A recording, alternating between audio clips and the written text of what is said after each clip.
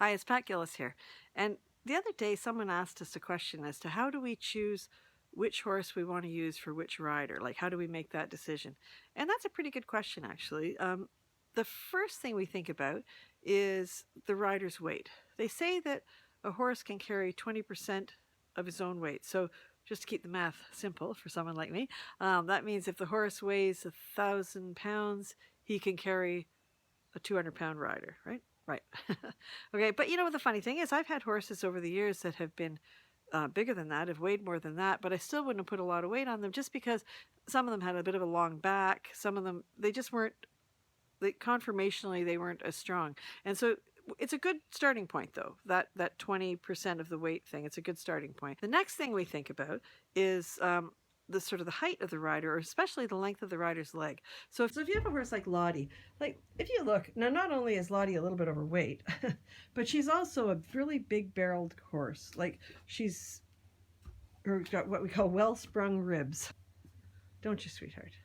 So Lottie is a little afraid of the camera, so sorry about that. But if we could get a front look at her, you'd see that there's quite a wide sort of spread to her rib cage. If you have a horse like that, what you'll find is that if you're a rider with slightly shorter legs, it's pretty hard you kind of use up all your leg getting around her barrel, really. So, you know, while a longer legged rider might be just fine with Lottie, a short legged rider might have a little bit of trouble.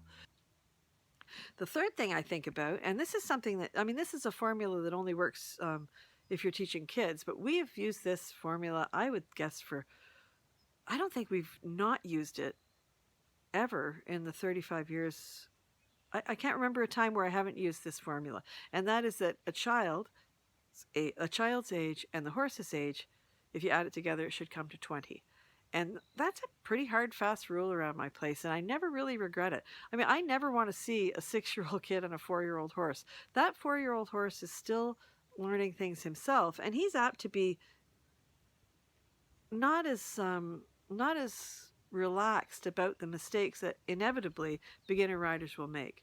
And so we always want to be careful with that kind of thing. And that's, like I say, that's a rule I don't think I've ever broken in all these years. So, you know, if you have a 6-year-old, I want him on a 14-year-old horse at the bare minimum, because that 14-year-old horse knows the game and is generous enough to accept the mistakes that inevitably the young rider's going to make.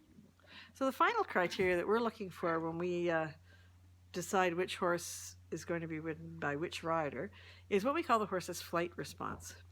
So the flight response, really, that just refers to how quickly the horse makes the decision that if something startles him, he's out of here, right?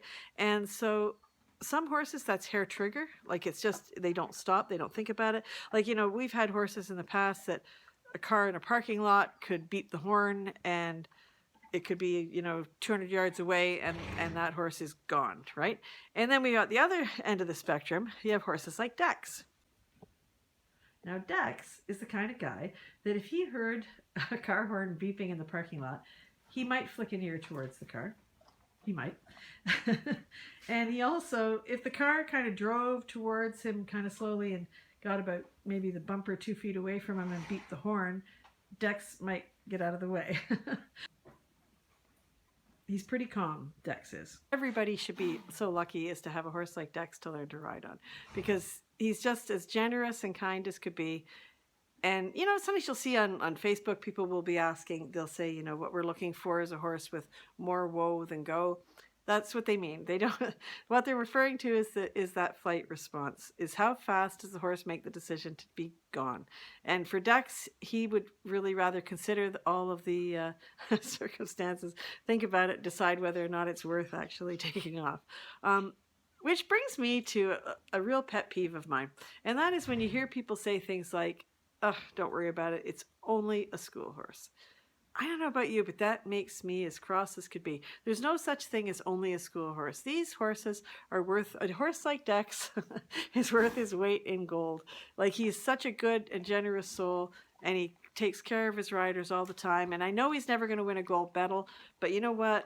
All the riders who are riding and winning gold medals, they would never have been able to do it if they hadn't had horses like Dex in their life.